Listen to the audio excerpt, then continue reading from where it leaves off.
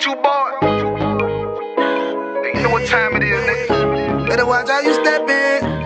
Yeah. But that was my nigga. Say Shalom Israel. My name is Officer 5000 Isupk.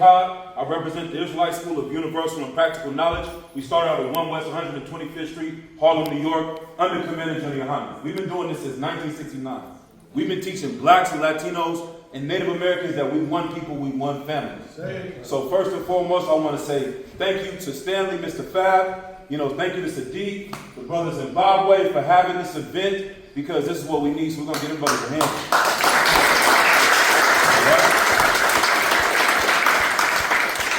The next thing I'm going to say is thank you, or the water in the Hebrew, to the sisters that showed up tonight.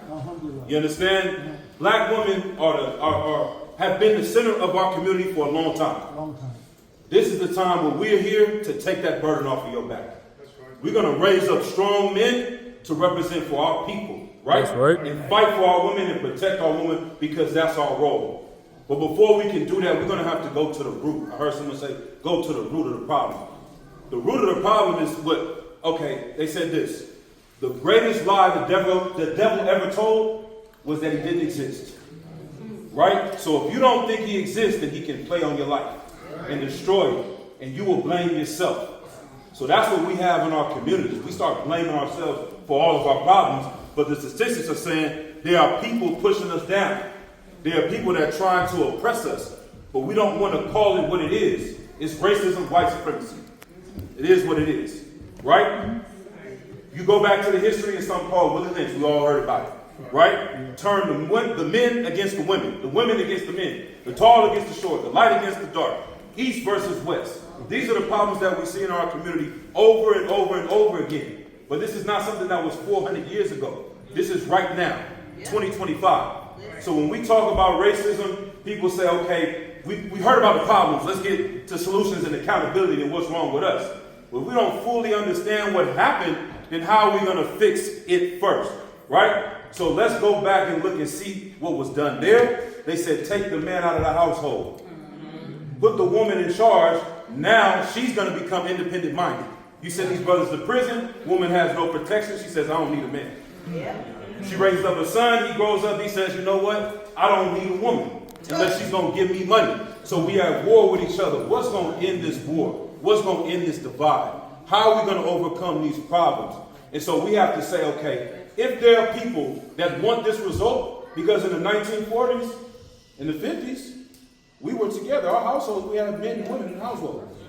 So you can't say oppression didn't work, because after the 60s and 70s, crack came in, heroin came in, the pimping. We was having afros talking about black power. Then Superfly came out. Then the meth came out. You can't tell us that these people don't have influence. What do celebrities always say? I don't want to be considered a role model. Well, why is Nike paying you $100,000 to be a role model? Because they know kids are going to follow you and do what you say. So we're going to have to hold these people that are so-called leaders accountable and pick and choose who is going to be leading our people. Right? So the next thing I want to say is, and I'm not going to hold it too long, right? I hear a lot about the dynamics in the household. The man coming home and he's had a rough day, and the woman having her frustrations. The most important thing that we need to know, the Bible says that love suffereth. Yep. Right? We've been taught this lie in the movies that love is a romantic love, and it's not realistic.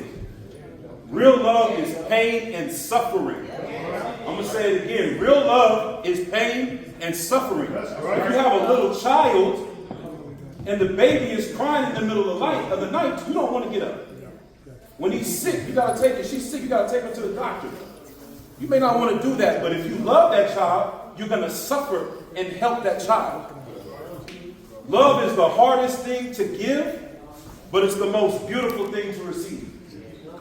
They asked Christ, they tried to trick him and say, is it lawful to divorce your women, your wives? Because it was in the law that you could do that. He said from the beginning it was not so. The reason why they allowed us to divorce our women is because of the hardening of our hearts. We couldn't have mercy on each other. We coming out of slavery in Egypt, we fighting and trying to kill each other.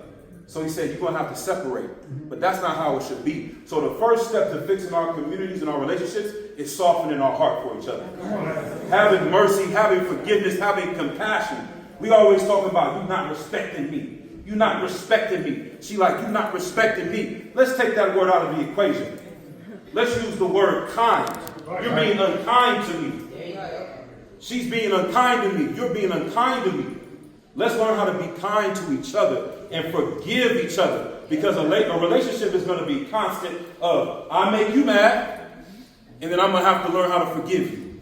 You make me mad, and you're going to have to learn how to forgive me. That's going to be the first step to fixing our problem.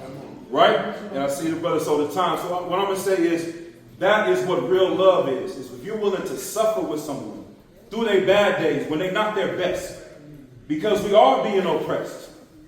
So when we walk out that door as black men, the whole entire world is going to war with us. I got to fight the brother up the street because he want to kill me. I got to fight the police because they want to send me to jail. I got to fight my boss, my teacher. Everything is trying to go against us, just like the black woman is going through that too. So if we don't come together, then who else is going to help us? We are our biggest support system. We are our biggest help. And so that's what we teach here in the Israelite school of UPK. I'm not coming as an Israelite or a Christian or a Muslim. Everybody doesn't have to convert to do what we're doing. But I'm coming to you as a brother. That's right. I'm coming to you as a son, as a father, as a cousin, as a nephew, saying your pain is my pain. Right. My pain is your pain. We're in this together. What can we do to help you? We're here to serve. I was a part of the problem for too goddamn long. Right. So I've dedicated my life to fixing the things that I have done and making a change. And the first step is raising up these young boys, because everyone says the problem with the black household is the men. In order to change the men, you're going to have men to raise them up. The women have done the best they have can for forever. Now it is our time to charge our brothers. What I'm not going to do is blame them for all their problems. That's right. I'm going to blame this society for what is done to us, because what's wrong with the culture in the Bay Area, I'm hearing over and over, is pimp culture. You are a product of your environment. There's an entire segment of education called sociology, meaning a child is going to be what his environment is. If you take that same baby from East Oakland and move him to China, he's not going to be a pimp, because the culture is different. So we have to change the culture, and that's coming back to our roots, and that's what we're doing in the UPK. We're taking young men, send them to us. We're going to show them how to change a tire. We're going to show them how to do a barbecue. We're going to show them how to be self-sufficient, so that they won't take any more daughters out of our community. And we're going to have food programs. We're going to steal a culture back to us that's righteous. That's my time. That's right. That's right.